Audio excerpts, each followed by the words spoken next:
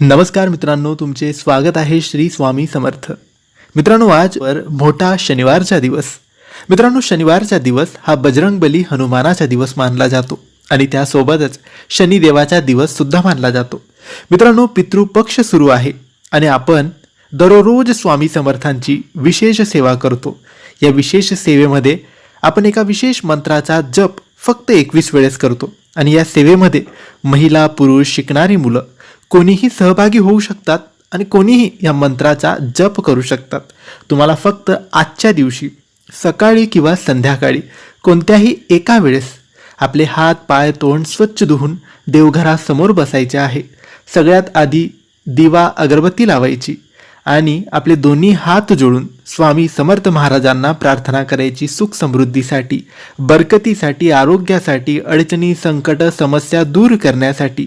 आणि त्यानंतर मनोभावाने, श्रद्धेने, विश्वासाने हा जप तुम्हाला करायचा आहे.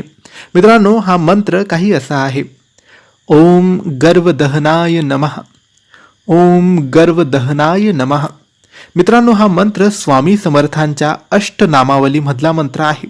स्वामींचे जे 108 नावं, 108 मंत्र आहे, त्यातला हा चमत्कारी शक्तिशाली मंत्र आहे.